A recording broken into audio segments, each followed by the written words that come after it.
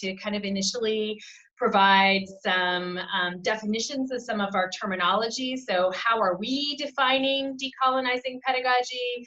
What do we mean by this thing that we're calling critical empathy? And then after that, Jamie will talk about that. And then I'm going to provide a framework that might help us all kind of do some self-interrogation of our interactions with students. And then we're all going to just share some examples from our practice to talk about ways that we've changed our pedagogy based on, thinking about this thing that we're calling critical empathy. And so with that comes the caveat that we're not making any claim to be, masters of critical empathy.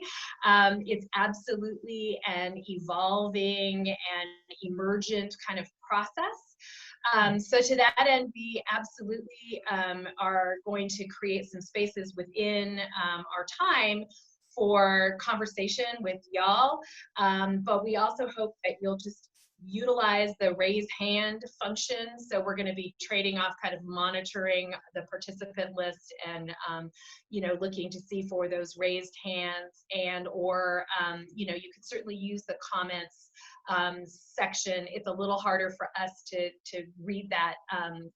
So raising hands is probably better, and feel free to jump in if you have, I've had an experience with that too, I want to share, or a question or anything like that.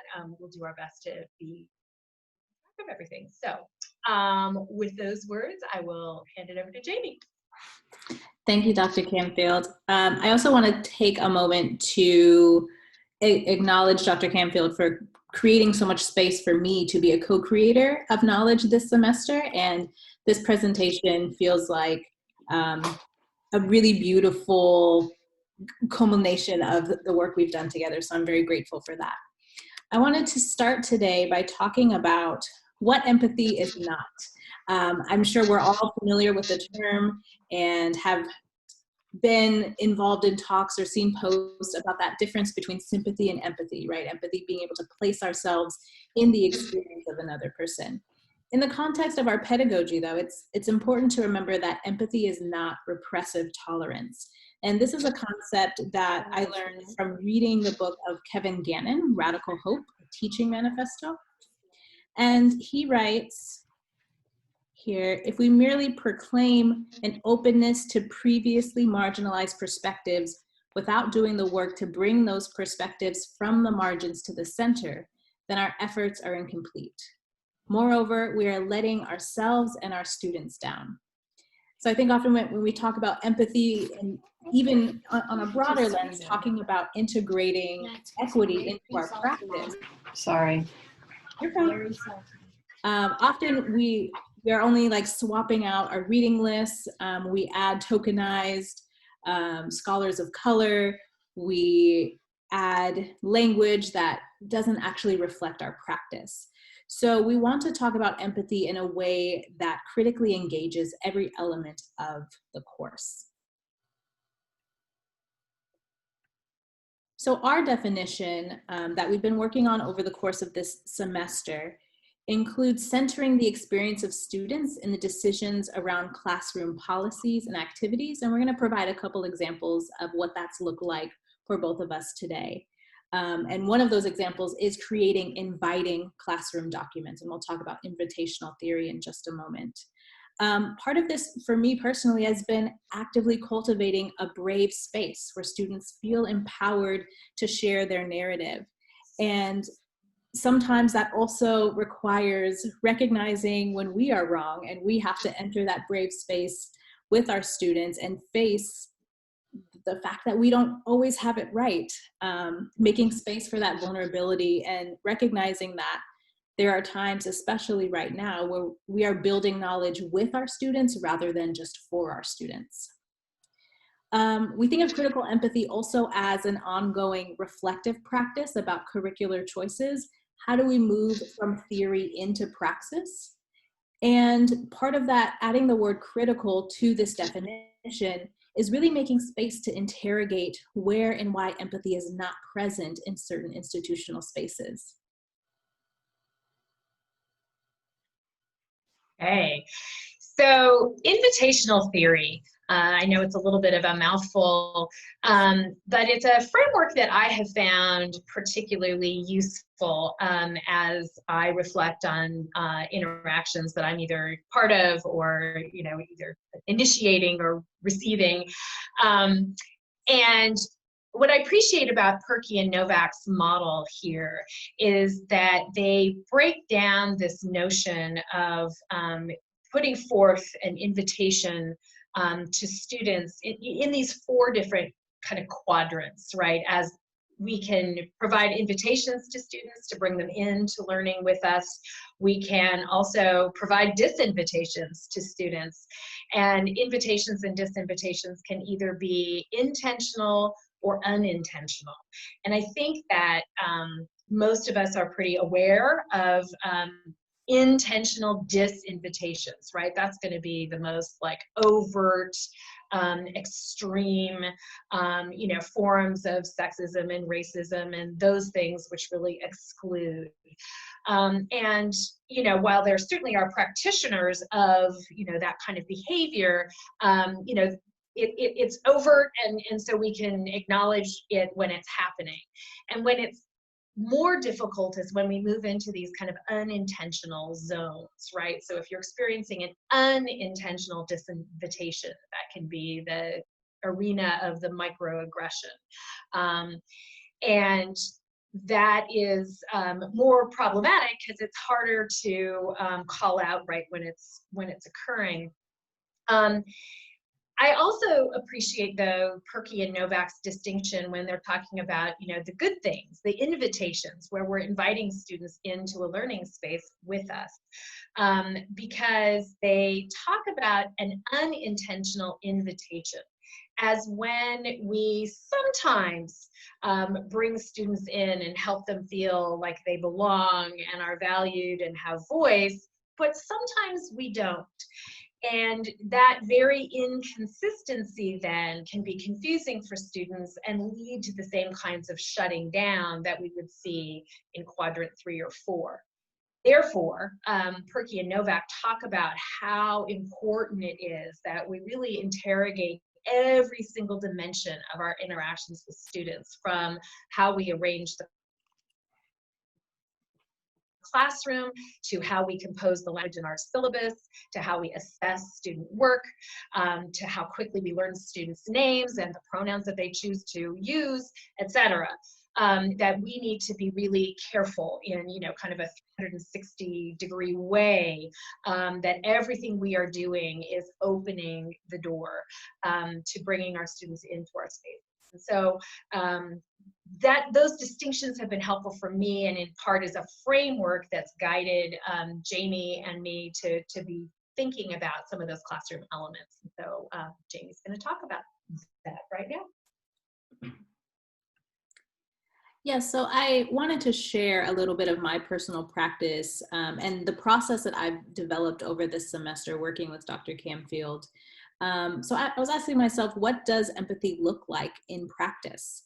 And these are some of the steps that I went through to identify how to think about critical empathy and move from theory to praxis.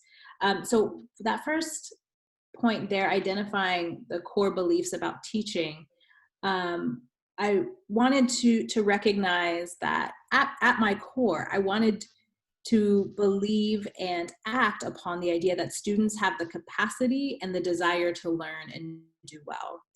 And I also believed that students deserve welcoming and collaborative classroom spaces, and we weren't always actively providing that. And thirdly, I wanted the classroom policies that I had to emphasize student engagement and effort. So after I identified those core beliefs, I had to critically think about, how are those actually reflected in my core class documents? And are they? And a little, sorry, lost my train of thought there for a second. But what I needed to do next then was to develop empathy-led goals to create that classroom community that I really wanted to support. And Dr. Canfield asked me two critical questions as I was examining my class, my core class documents. And that was, what do you want your students to walk away from your class with? And maybe even more importantly, how do I want them to feel, right? And was that actually coded into my class documents? So what I needed to do next was examine and revise those class documents to figure out, did they actually reflect those beliefs that I had identified for myself? So one of those documents would be the class syllabus, right? The first thing that we give to our students. And when I had a conversation with some of my colleagues about what is a syllabus, many were like, oh, it's a contract, right? It's the law that we have between our students and us. And for me, what that reinforced was this hierarchical relationship that actually worked against the classroom community that I wanted to create. I was lucky enough to attend a training with Skyline College last fall called The Anatomy of a Transformative Course. And one thing that they talked about was rethinking the syllabus in this framework of moving from a traditional syllabus to a transformative syllabus. So I had my goal, which I have there listed at the top in kind of simplified language. But one of the things I had to think through is, okay, our traditional syllabus emphasizes rigor, and we'll kind of talk about rigor a little bit more. But I was using that syllabus as a classroom management tool rather than a resource for my students. So my transformative syllabus would then need to declare that commitment to equity and student success. I needed to integrate language that was encouraging, that fostered that student-teacher relationship rather than creating a space that reinforced that distance between us. And then also rethink some of those policies and add some flexibility to the policies to recognize the reality that my students are going through. And I think this is really, really important for right now. What are those invitations that I gave to students to reach out when they needed support or when they wanted to help me kind of create and revise those classroom policies? So on the left here, I have a snippet of a syllabus that I am now a little bit embarrassed about because it wasn't actually doing any of the things that I wanted to do. No shame. This is no shame zone, Jamie. Come on. No shame zone. That is true. But what I recognized in this syllabus is that I was coding in my own fears that I had about myself, my students, moments when I felt the institution might protect me or not, into that language I was presenting at the very beginning of the semester with my students. So I kind of worked to provide an invitation. I handed the pretty little card and then I snatched it back at the end of each statement. So you can see there, as an example, in my attendance policy, we're going to be doing a lot of work in class. Attendance is essential to your success. And then I end that paragraph by saying, but if you're absent 3 times, I'm going to drop you. So I have this bait and switch language coded all the way through my syllabus. Turn off your cell phone. For your late assignments, everything is due. If you're not here, there's email, like figure it out. Computer printing issues, I don't want to hear about them. So there's a lack of flexibility. And even in my plagiarism statement there, I just said, don't do it, right? And here's what plagiarism is, not actually creating a conversation with my students. So none of these statements actually expressed how I felt about my class or how I felt about my students, but rather it showed that I was assuming the worst of them before we even began our work together. And I have a link here to a visual syllabus that I created, which we'll share these slides and you can look at later. But one thing that I tried to do when I was revising the syllabus is change that language. For example, in the attendance section, focusing on that commitment that we have to each other, right? We do so much growing and working together in class. Your presence every day contributes to the learning atmosphere. Communicate with me. Rather than talking about put away all of your devices, reframing that as we're going to engage in deep work together. What does that actually mean for all of us to do this deep work? And that might mean that we need to be distraction free, and we're going to commit to that in a more focused way together as a community.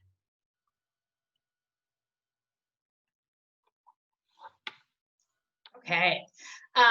Another thing that we reflected upon is how much of what we do in our classrooms is just kind of inherited practice. We replicate on what was done to us with our students. And where I first became keenly aware of this was in this arena of the reading quiz, the pop quiz. And I came to realize that I was setting my students up to fail, assuming the worst of them, when I designed reading quizzes that were intended to kind of catch students. I'm going to get those kids who haven't done my reading. And I would ask questions, and I just have an example here. You know, what is the nickname Lloyd Peregrina gives Cody in chapter 3 of Animal Dreams? It's a highly specific question about a detail that's really not that central to the point of chapter 3, but it's a snare, right, in which I'm gonna catch students who haven't done the reading. And I have to admit that this was not actually my own realization or epiphany. I actually had a very brave student some years ago now who pushed back when I was getting more and more infuriated because the students kept failing my reading quizzes. And so then I was going to give even more reading quizzes, and I was going to, just slam their grades the more that they didn't do the reading. And I was getting, grumpy, and there was this like arms race going on. And finally, this student just said to me, Professor Camfield, the questions you're asking us are not the details that are salient for us. It's not what's jumping out in the reading, but I assure you we are doing the reading. And the skeptic in me was like, yeah, right, okay, well, it's easy for you to say that. And then I stopped and thought, but what if it's true? And that was the moment of critical empathy.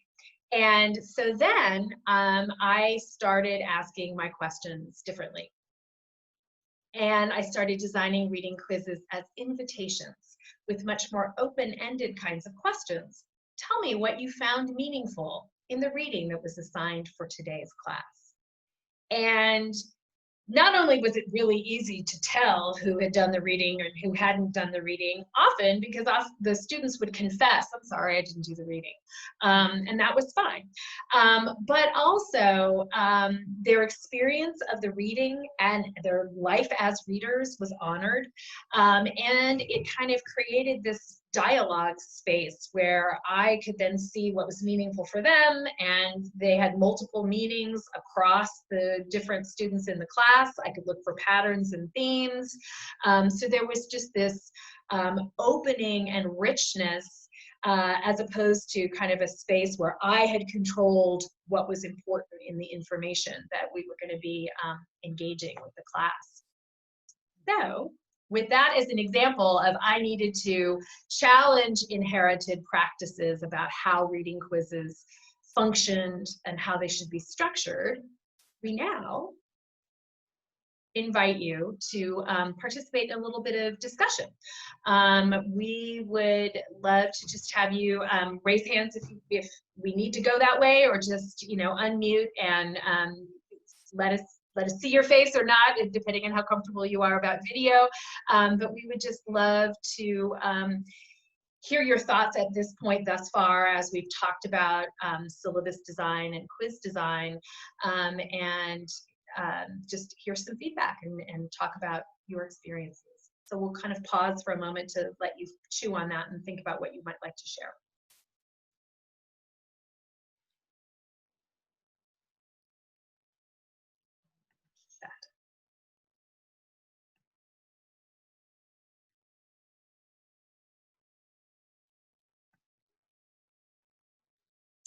I guess I'll start off with a question. Hi, everybody. Hi. Welcome today. Thank you for your presentation.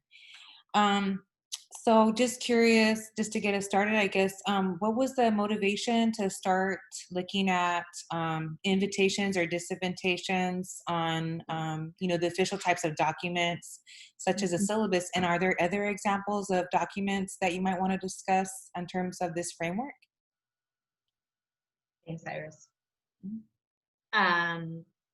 So for me, I encountered invitational theory at a previous institution when I ran our writing center, and I was actually thinking about designing a physical space in our writing center, and wanting it to be inviting for student users. And so that's when I tumbled upon the Perky work, and hence have brought it forward when I've worked with graduate students and colleagues just more generally. But Jamie, maybe you can talk about how it got you thinking about your syllabus. Mm-hmm. Yeah, I've been struggling with how to frame the research that I wanted to do, particularly as a first generation student of color who has felt very disinvited from any of my classes. And even when I started my graduate study here at Merced, I was like, okay, like I've made it through grad school. I have a master's. I'm coming into this with all of this experience. All the talk about imposter syndrome is cute, but I'm beyond that. And then I got slammed in the face in my very first semester with a lot of imposter syndrome and questioning whether I should be there or not. And being lucky enough to be obsessed with pedagogy, I'm like, well, what's actually happening here? What's causing me to feel this way? How can I use this in my study to recognize what I also might be making my students feel, right? I work with rural community college students in Visalia, and I often have, it's usually, right around midterm and right towards the end of the semester, as I'm sure many of you have experienced, where I have students just kind of freak out, right? Or disappear. And I don't always take the time to realize that it's often when we have larger assignments due, or there's some policy thing that I went over that maybe isn't as clear or as inviting as I want it to be. So for me, learning about invitational theory was both really important to my practice as a professor, but also knowing how to navigate my own role as a student. I'll talk a little bit more after this part of our conversation about looking at student learning outcomes. And that's also part of the way that I wanted to consider how I create invitations. Often student learning outcomes are coded for us as instructors and not for our students, but we tell them they're important and we're working towards them all semester without explaining what they really are, what they really mean. And so I wanted to extend those. And Dr. Camfield also has some really great research on self-annotation. And that is another great tool for inviting students into the conversation of assessment. Thank you. Yes. Sam, your hand. Yeah, thank you. I really enjoyed hearing this. It's been something I've been thinking a lot about. I very much recognize that push-pull battle with the reading quizzes and the kind of huffiness that rises that makes everybody feel bad by the end of the semester. And so I really like thinking about this through the lens of our language that's an invitational language. One thing that this question that I have been thinking about and struggling with is, there's other things out there that talk about the importance of being really direct, right? And that sometimes what I find in mine is that when I use invitational language, which I haven't thought of like that, so I want to go back and look at it and see if I really am using invitational language, but that sometimes it comes off as as a lack of clarity or a lack of clear boundaries and guidelines. So I'm curious how, if that's something that has come up in your thinking about this, or if you have thoughts on how to I think I tend to overcompensate, right? That there's this rigor idea, and then there's this other language idea, and trying to find the balance so that it feels like, that sweet spot of like kind of challenging and motivating, but being accepting and flexible. I think Oh, there's a question in there. That was a lot of big thoughts. There's so many thoughts, right? And I see some people are posting kind of keywords, and one thing I think is important, the importance of transparent teaching. And if y'all don't know the work of Marianne Wicklemuth at UNLV, I think, or UNR Reno, I'm not sure. But she has the transparent, it's the TILT, the Transparent Learning Center, and she has all kinds of resources on her website. And I think the more we can just be transparent with our students, like, here is why I'm asking you to take this reading quiz. And I say to my students, I know that I need to keep you accountable to do this reading. You're looking for me to help structure that for you. And so here's how we're going to do that. Or is this the best way we could do that? We sometimes have dialogue about that. So I think, to your point, I think two things. One is the importance of just transparency and saying it again and again and again about the choices you're making and why you're making them pedagogically. So students don't feel like they're the victims of your curriculum, but that they're the beneficiaries and co-creators when appropriate of a learning space and their education. I think also of Zaretta Hammond's work, she has a great book called Culturally Responsive Pedagogy and the Brain. And she talks about how many of our students from marginalized backgrounds have become very dependent learners. They're very dependent on their teachers telling them what the right answers are and what the wrong answers are. And that the job of our work as teachers is to help our students become more independent learners. So that means agency and autonomy and providing, giving skills that are going to allow that kind of independence. And her language, which I really appreciate, is she says we need to become warm demanders. And sometimes, right, we're so worried about, hurting that student's self-esteem that we aren't tough enough. So she really is saying there's this sweet spot, this balance between being kind of nurturing and supportive. So critical empathy, having empathy, but that doesn't mean not being tough sometimes and not being clear about rules and standards. And saying like, yes, there is this expectation, there are these outcomes, I need you to get here, but my job is also to help you get there. So to figure that out, it's going to look different for each different student. So I don't know if that helps or gets at kind of what you were asking. Yeah, and to jump in a little bit on that, I definitely have strong feelings about rigor and the loaded kind of racial, structural, hierarchical, things that are implied with that word rigor. But in terms of setting boundaries, I think it's also been really interesting for me to let my students know what's negotiable. I have a colleague who introduced me to grading contracts and the work of labor-based grading. And one thing that she does that I was able to sit in on was negotiate a grading contract with her students. So they said, okay, if you want an A, how many missing assignments can you have? How many days can you be absent? Things like that. And it's interesting because she had kind of a preset idea of what she was aiming for if the students didn't really have anything to add. But the students ended up being harsher on themselves than she would have set for them. So it really brings in a space to have active conversation about what is doable and what challenges that they want to take on together. So for me, that's been really great to witness and say, okay, like here's the grading structure I have.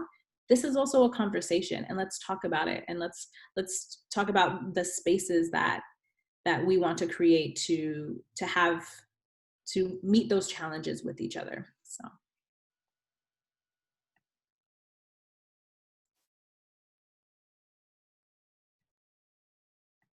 I don't see hands, and comments look to me like we're just coding keywords. So maybe we can move on and just talk about, you know, course learning outcomes and some of the work Jamie has done there. And then we'll talk a little bit about assessment, and then allow another period of time at the end.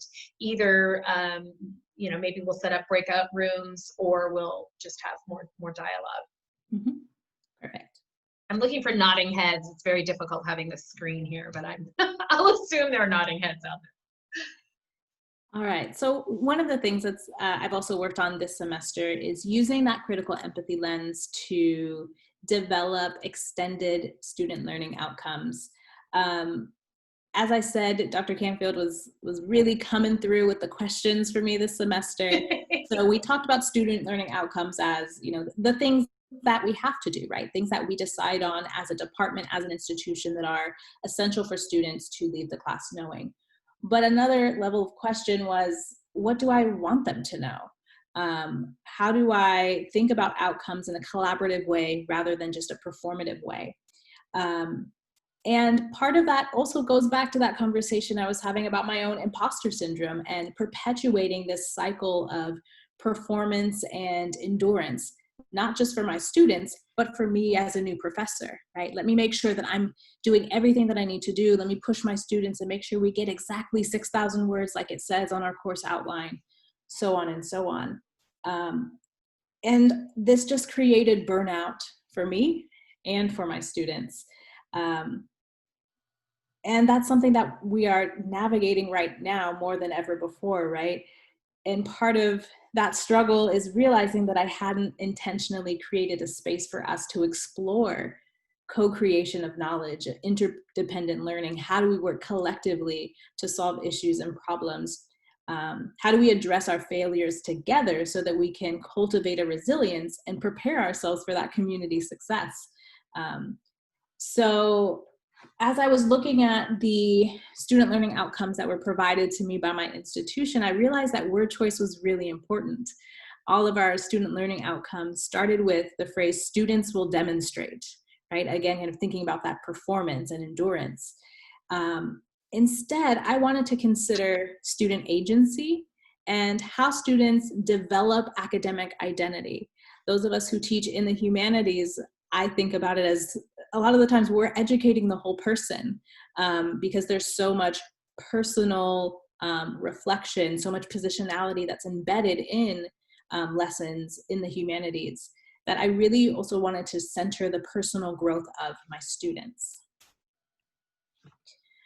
So what this looked like for me is starting with that first outcome. This is the outcome that I must do, right? That's came from my institution, and this is for a logic and composition course. So writing logically, students will be able to write about issues in a manner that demonstrates college level writing skills, and their writing will exhibit logical, clear thought, control of meaning, maturity of style, appropriate tone.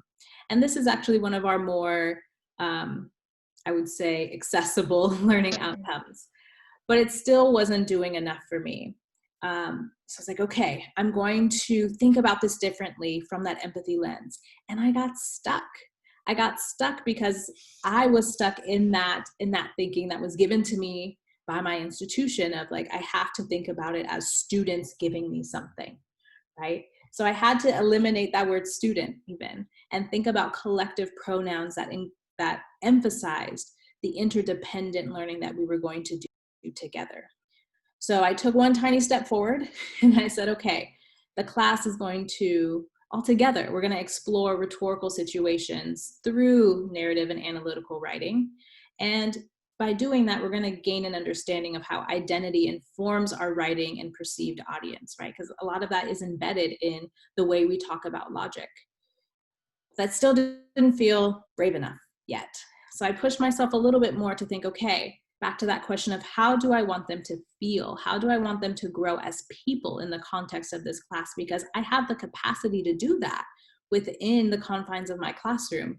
And despite all the other structures that I don't have control over, this is something that I feel empowered to do. So outcome 3 got a little bit braver. the class will engage in active listening and critical dialogue practices that center positionality and interdependent learning.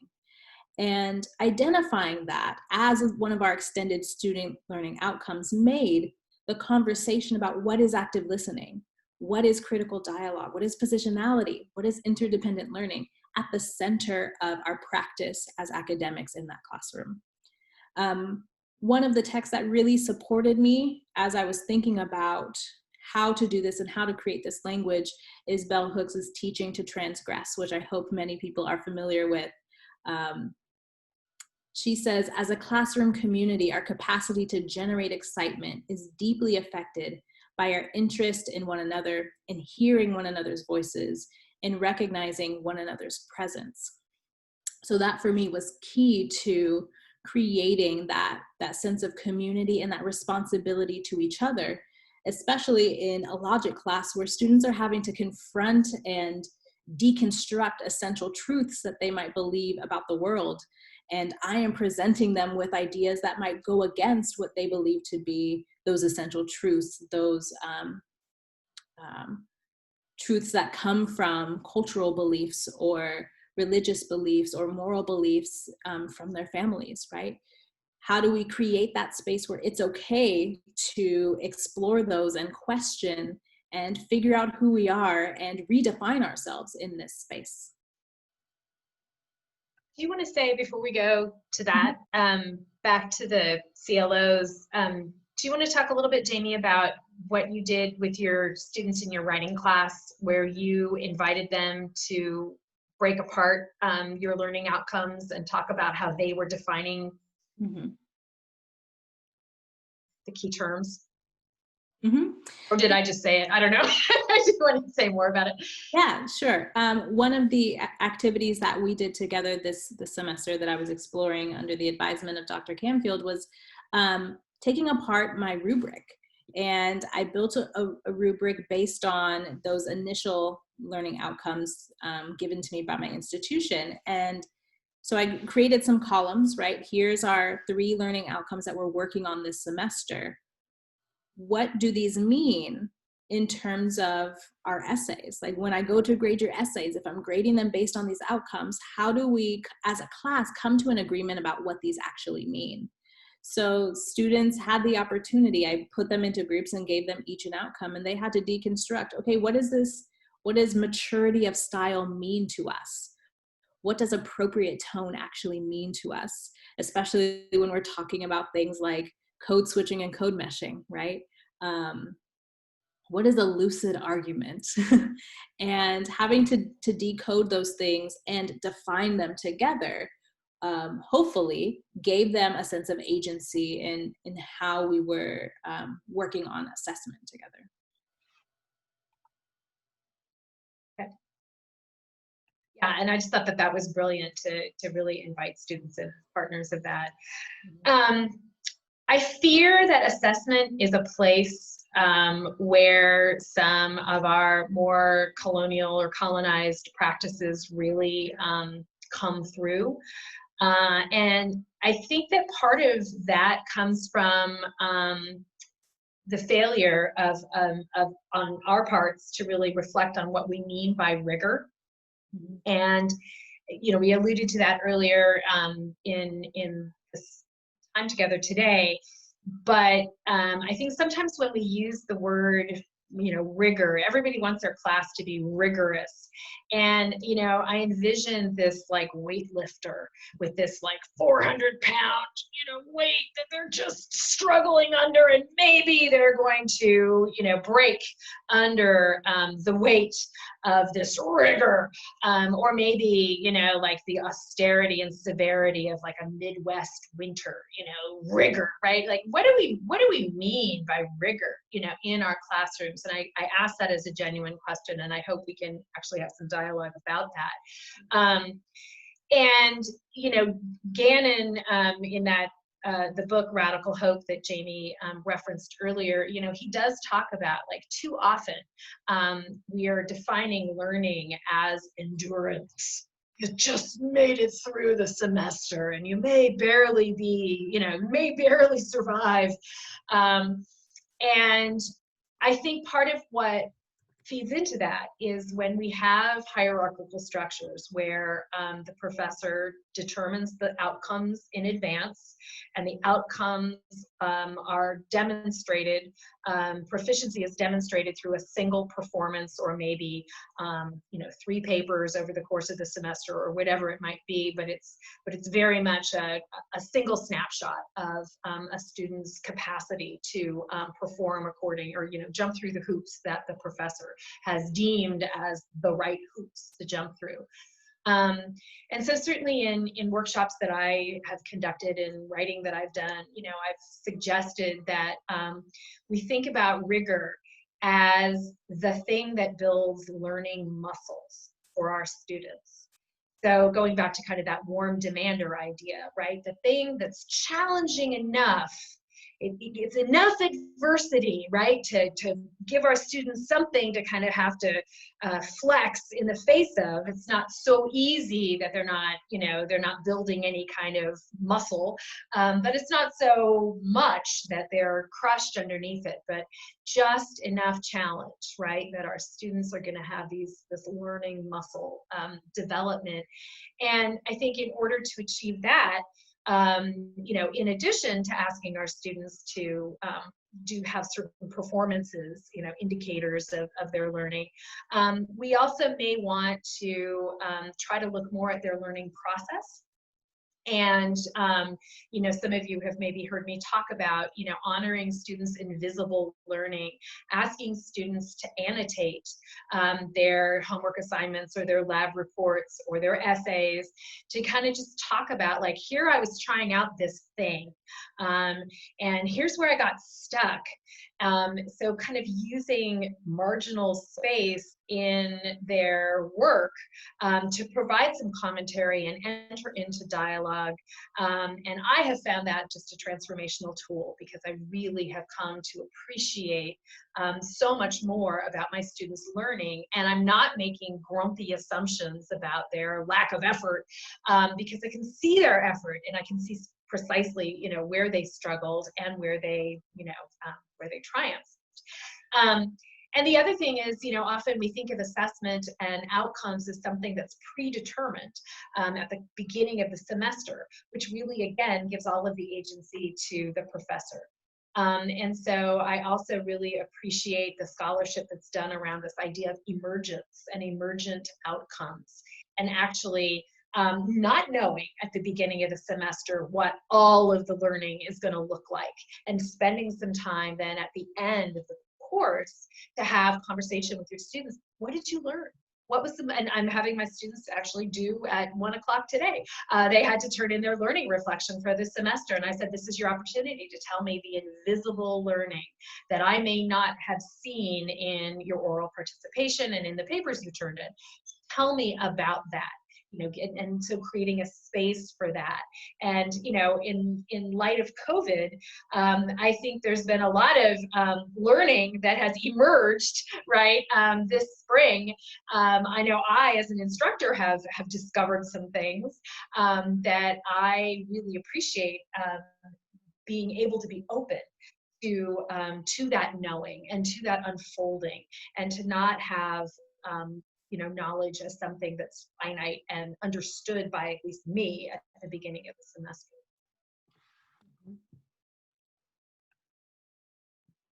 And speaking of that, we're moving back into the kind of question portion, the interactive portion. In light of what we're experiencing right now, it's a perfect time to think about that pragmatic course modification. And so we open this dialogue to you, again, us not as experts, but as professors who are trying these practices and hoping to intentionally open up spaces to create that student agency, to reveal that invisible learning. How do we keep empathy at the front of our practice? How do we honor student voice? And how do we flex in the face of differential access? I'm not sure if we want to keep this as a full group dialogue, or if we want to break into smaller groups. I'm open to either suggestion.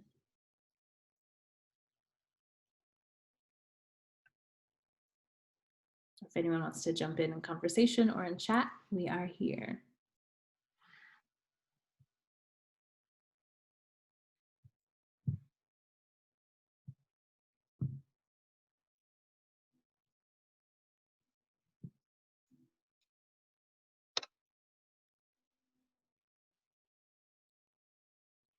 Also had, if you want to go to our last slide, Jamie.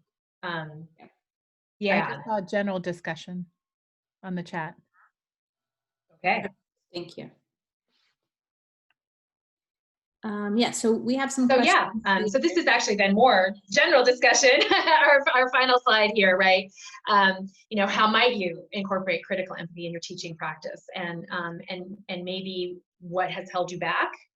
Because certainly, you know, working with Jamie this semester, you know, both realized, wow, there's a lot of, as I used the term before, inherited practice, some unlearning that you know we all have to do to kind of clear a space for, you know, this kind of value. And then, you know, Iris, this is maybe to your question earlier, you know, we've talked about how we rewrite our CLOs, how we think about our syllabus, what kinds of assessments we use. But I think that there might be some other thoughts that you might have about classroom documents. In particular, I'd love to hear you thinking out loud, maybe about, you know, the kinds of assignments that you give to your students and how you phrase those. So yeah, general discussion. Let's hear it.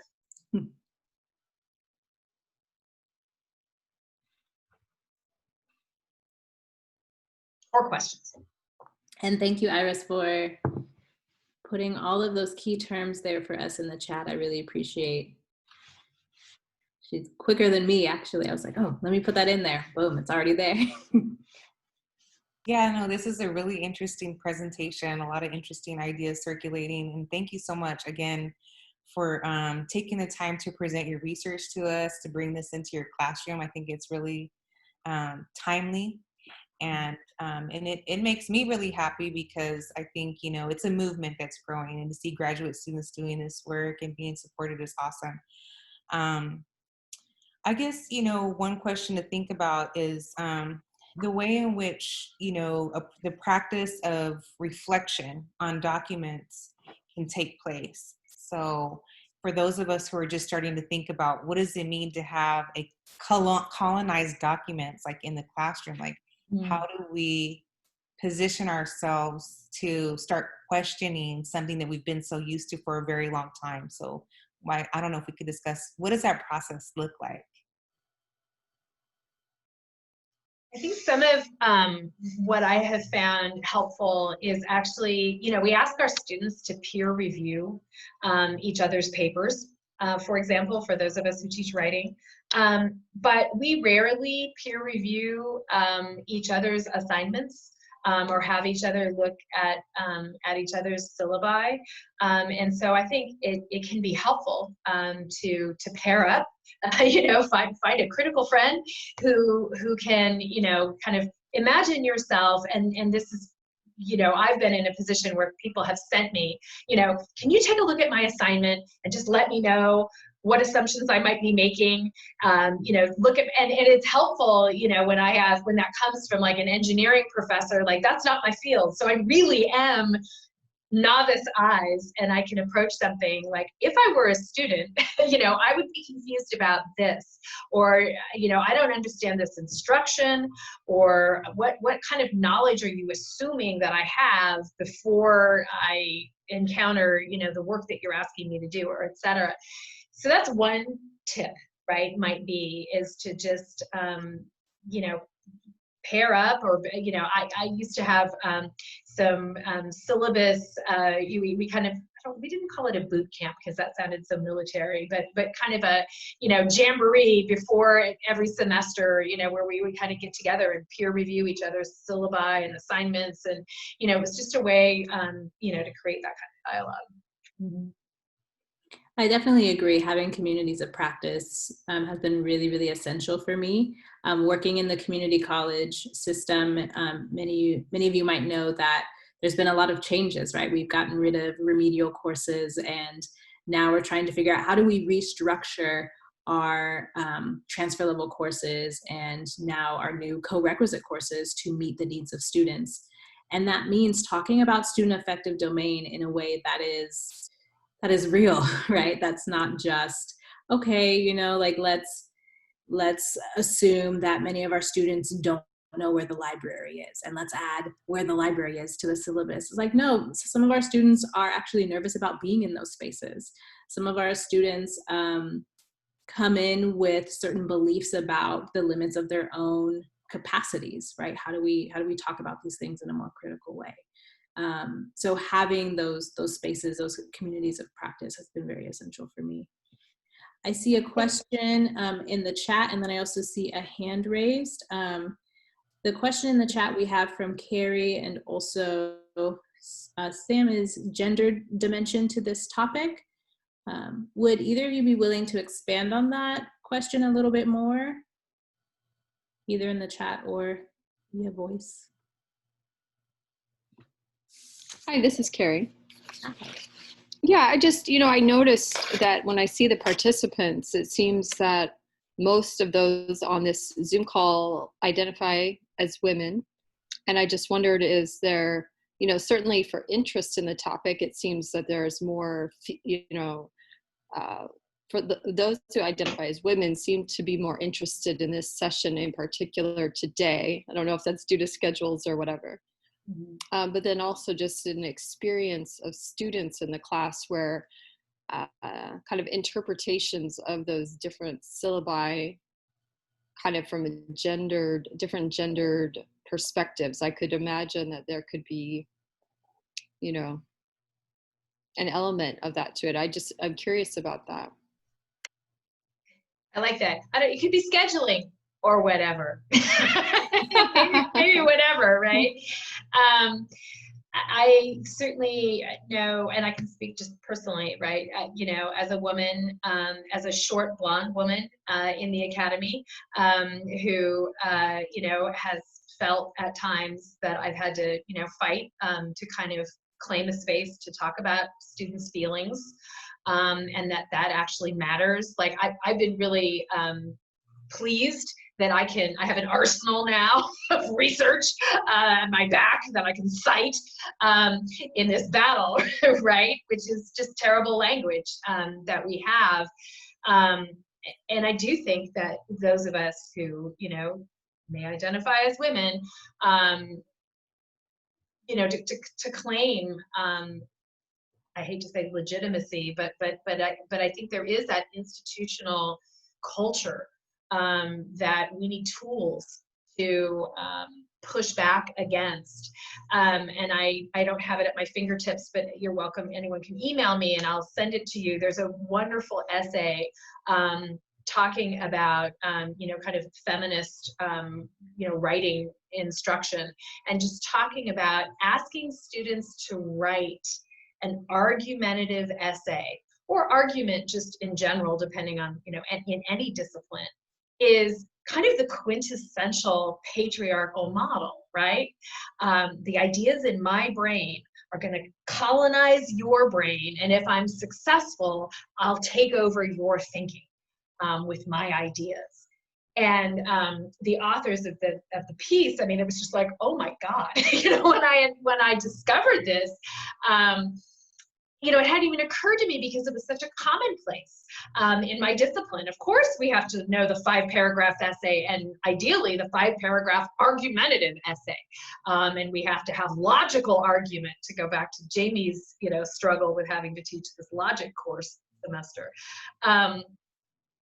So I don't know that I have answers, but I hugely agree that there are, kind of gendered layers here, and certainly would love to hear from others about your thoughts on this. Yeah, just to add in, I definitely have encountered many stereotypes about being a very emotional person on my campus. And I've had the privilege to give many trainings. And for me, especially engaging my male colleagues in the conversation has been about framework. Right? Teaching is really hard. We don't just do this because it's fun. We don't do this because, it pays us super well. So I always like to start with the question, what is your why? And there's almost like an inherent like defensiveness kind of embedded in that question that sometimes gets people engaged at that emotional level, where I can be like, haha, there's emotions in there. Let's talk about them. Let's pull them out. Let's acknowledge that part of that why and part of that defensiveness that you feel when I ask that question is that there are certain things that you care about happening in your classroom. How is that coded into what you're presenting to your students? How is that student ready? How is that serving these student effective domain factors that are such an important part of us being successful in these transitions? I think I saw Thank Lorraine you. with her hand up for a bit. Thank you. Lorraine? Sorry, always have a little trouble with unmuting. Yeah, I wanted to comment back to what Iris was saying about how do we actually decolonize the language that's within our documents, and to this question on the final slide of revising our activities to create invitations. I've been learning a lot from our scholars this past year, especially about what critical reflection looks like.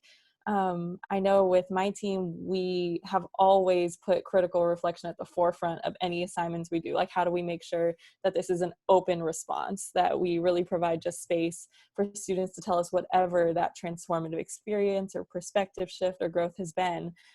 But it was always in a writing format. And what our scholars have challenged us with is that reflection looks different across cultures, across diverse experiences, and particularly across generations, and thinking about how we can better utilize different types of reflection, like photojournaling, video responses, and even utilizing social media as a tool for critical reflection now, and especially as we do have to differentiate the way we provide these tools and change up access when we're doing some remote learning circumstances. I think those tools are going to be more useful now than ever before.